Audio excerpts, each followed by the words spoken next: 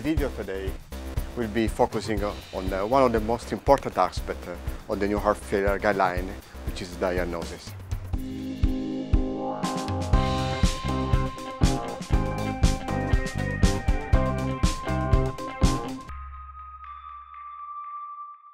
We have a new definition, a new classification of heart failure.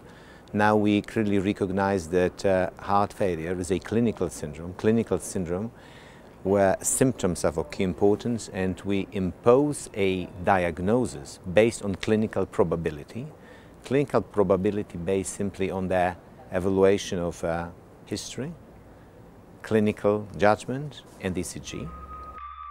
The 2016 guidelines have been slightly changed. It's an evolution, it's not a revolution. 2012 were great guidelines. We tried to further improve them, mainly by making them even more concise and clinically applicable. So we cut out all the textbook knowledge, and also definitions were less based on literature, but were based on practical components. And that has all to do with the diagnosis. So in the definition we said you need to have symptoms, you may have signs, but you need to have evidence of a structural or functional cardiac abnormality. So in the definition, that means that you need to have symptoms. Without symptoms, no heart failure. Very simple. And then we base it on the ejection fraction. For heart failure with reduced ejection fraction, again, very simple. Ejection fraction below 40% and symptoms, you have the diagnosis. The difficulty is with those who had preserved ejection fraction. Why? Because those patients can have other diseases. So they can be dyspneic because of pulmonary disease. They can be dyspneic because of overweight or for less physical condition. So for those patients we need additional criteria. So first of all we need natriuretic peptide levels, and second we need to prove with echo that there is evidence for a structural and functional abnormality. Now the main change between the previous guidelines is that we had a big debate about what is REF and what is PEF. And many people said everything below 40, we all agree, that's REF. And then we all agree that everything above 50, that's PEF.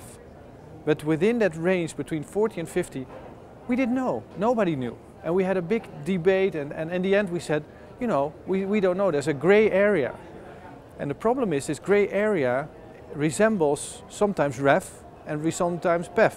So we had difficulties with identifying who is this group, and we didn't really even know. And then we said the way to go is identify, acknowledge this specific group in between, this HIF-MREF, mid-range ejection fraction, the middle child, to identify that group just to stimulate debate, discussion about this whole issue. And that is actually what happened. A lot of people are debating this and discussing, some agree, some don't agree. But it did what we hoped that it did. It stimulated discussion and thinking about this very important group of patients to further stimulate new therapies, new developments, new treatments for this group of patients. Another innovation of these guidelines is not so much focusing on demonstrating evidence of ventricular functional abnormalities, but in ruling out the disease. So not so much of sensitivity, but focusing on specificity. There is this diagnostic, I would say, exclusion triad of tests. Normal, NT-proBNP. Normal means less than 125 picomoles per mil. Normal ECG, normal echo. 100% rule out of patients with heart failure, both with preserved or middle-range ejection fraction. So this is a setting the frame of mind of a new type of algorithm based on probabilities ruling out the disease.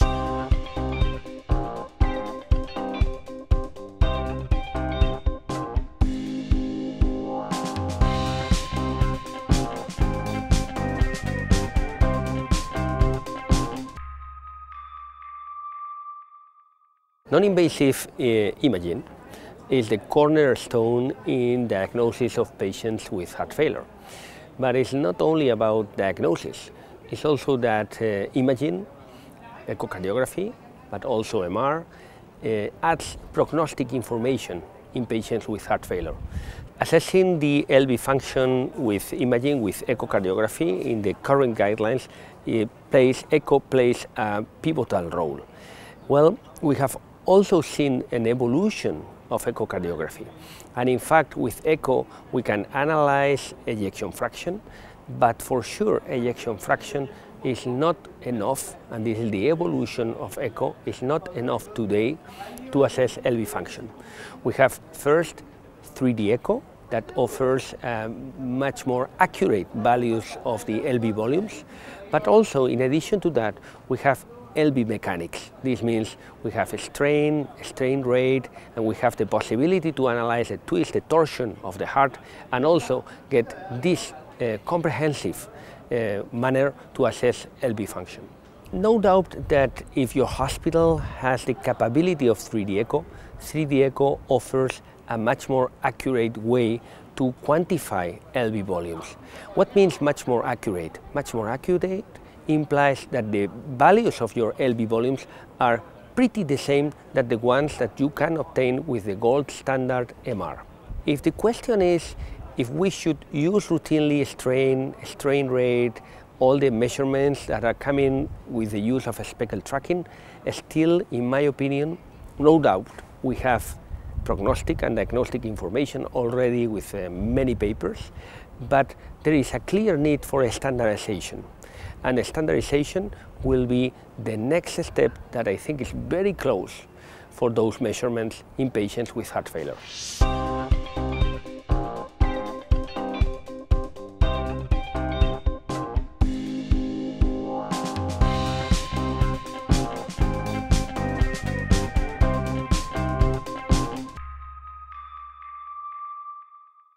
In the study, we sought to investigate the prognostic role of cardiopulmonary exercise test in evaluating heart failure progression in patients with hypertrophic cardiomyopathy.